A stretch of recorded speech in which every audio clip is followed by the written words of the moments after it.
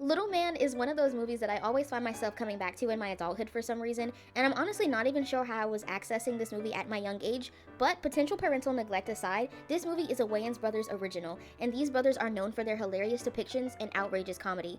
While this movie doesn't have as serious undertones as Norbit, I think I would like to discuss this anomaly of a film, so let's get into it. Hi, my name is Pyrus, and I have a ton of niche interests that those closest to me are tired of hearing about, so I created an entire series on YouTube for the sole purpose of yapping. Intro's out of the way. Today we're going to discuss the Dayquil fever dream that is Little Man. Little Man is a film given to us by the Wayans brothers that stars both Marlon and Sean Wayans. The movie tells the story of Calvin, a freshly released offender with dwarfism who takes a job to steal a diamond for the mob. As expected in a Wayans film, things get wild and go incredibly wrong during the heist, resulting in Calvin ditching the diamond in a couple's bag. The bag that now contains the stolen gem belongs to Vanessa and Daryl, a young couple who are on opposing sides of the fence when it comes to the next step in their marriage. This film has a lot of funny moments, and while I wouldn't define this movie as a classic, it's one that I recall from time to time, and the insane experience that this film is. Like I stated before, this movie's themes aren't as blaring as they are in Norbit, but there are some aspects of this film that I think are worth discussing. The first theme that stands out to me is the girl boss trope. Vanessa, played by Kerry Washington, yes, I only stated this icon's name to use that one picture, I am sorry, I'm a child, is an ambitious woman who is making strides in her field. Having just gotten a promotion, she lays out a goal to be senior VP at her company and is hesitant to put her career on halt to have a baby like her husband wants. You're not pregnant, baby, but you was nauseous and throwing up all over the place. Well, I was very nervous. Baby, what are we doing here? Daryl, I got the promotion. This is a valid worry in my opinion. I think we can all agree that having a baby is a huge decision to make that permanently alters one's life. The reason this stood out to me so much was because this is not the first time I've seen this trope portrayed in media. One example is the conflict between Diana and Terry in the Tyler Perry film Why Did I Get Married? I have to work, Terry. I have been begging you to spend some time with me, begging you for months. And I have. What kind of man has to make an appointment to sleep with his wife? Obviously one who has too much time on his hands. Oh, what do you want me to do? What I want you to do, how about the obvious? How about baking a cake for my birthday or spending some time with me or your daughter, okay? How about doing what a wife does, screwing me on a regular? Can you handle that? You know what, I'm all for solutions, but maybe we could come up with something that doesn't involve me stepping back into the 50s. You're so selfish. Also, I'm just realizing that Tyler Perry named the character he would play Terry, like, who does that? So my question was, why does this trope pop up a lot around the early 2000s? And luckily for you, the short answer is the only one I'm providing. It's, in my opinion, a way to vent and cope with the rapidly changing social structures that exist in the Black community. And I don't point this out for division, but as reflection. I thought that was pretty obvious, but I guess I have to state that. Essentially, the Black woman in the workplace is almost a new concept. To elaborate further, I would offer the timeline mark for the 1950s as a time when Black women had the opportunity to work mainstream jobs or jobs apart from domestic servitude, or even careers outside of our own communities.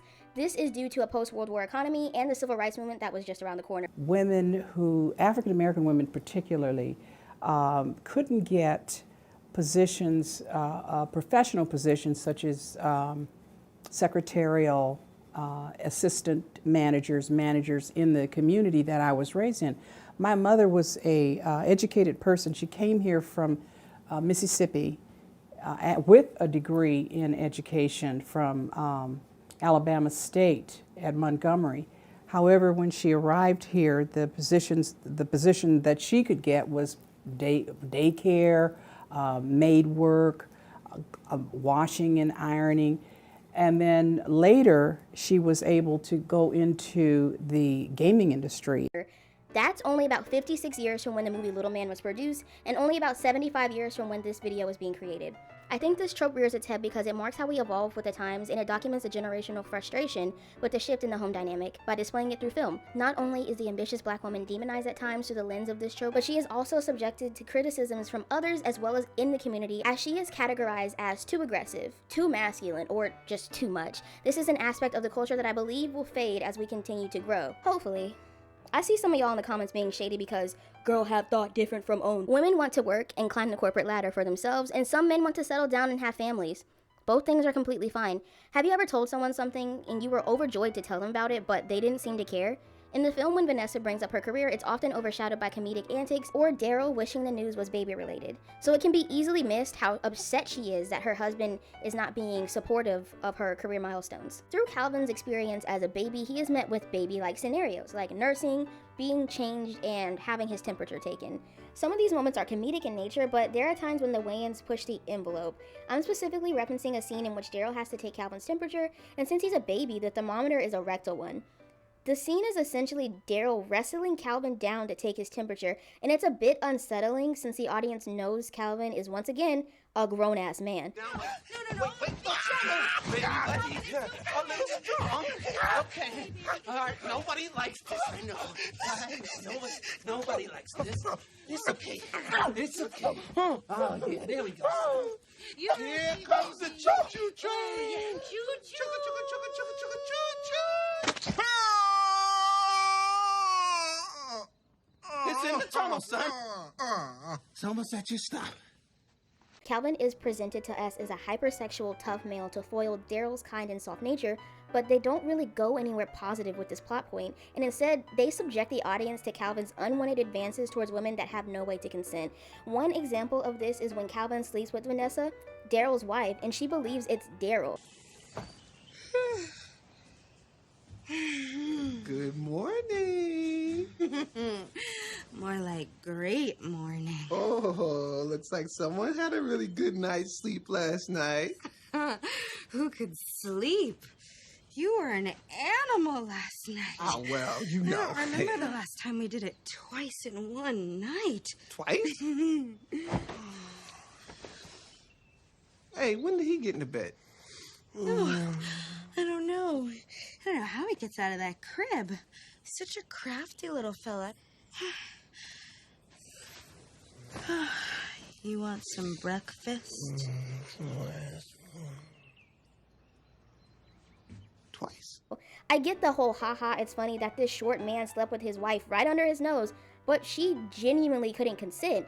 This man slept with her without her knowledge. Another example is when Calvin uses the excuse to nurse as an attempt to feel up on the blonde lady Brittany. Calvin's promiscuity is one of the plot points that I find myself questioning, and we come across some seriously creepy scenes when Calvin is interacting with women as a baby. I think it completely disjoints the film and the underlying message of the importance of family and brotherhood. To drive home how bizarre this film is, I have to mention the behind the scenes footage. The film Little Man was shot twice. Once with an actual child present on set to be the body of Calvin, then a second time with Marlon Wayne's head serving as Calvin's head. So the scenes like the one where Calvin is making out with Brittany is actually a grown woman kissing a 9-year-old. And one for the baby.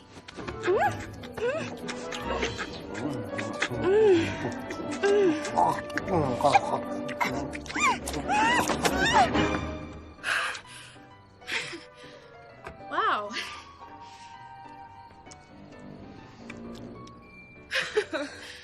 Is actually a grown woman kissing a 9-year-old. Working with Lyndon has been so much fun. He's so sweet, and we just shot a scene where we have to kiss, we have to make out. I don't know why the sexual aspect was so important to the film. Honestly, if you take out some of those creepy moments, the film was way more lighthearted, and there were other ways to be funny than being creepy. But I genuinely don't know why it was written in to the point of having a child physically kiss an adult. I figured it's worth bringing up for your constructive thoughts. I think the treatment of children in Hollywood is another topic entirely, but I want to know what you think about this aspect of the film below. Lastly, fatherhood is a major theme in this movie, and these themes are delivered to us by the relationship between Calvin and Daryl. Daryl wants to be a father and treats baby Calvin as he would his own son. This is because of Daryl's own upbringing with an absent father. There's even a point in the film where Daryl tries to connect to his existing friends, and they completely blow him off, not able to understand his struggle. I'm telling you, Daryl, you gotta be tough on kids nowadays. All right, the slightest bit of weakness, and they can end up like that. Well, I don't know about all that, but I gotta be honest with you. I'm starting to dig this father thing. It's kind of cool. It's kind of like I get to do all the things that I never did with my dad. You know?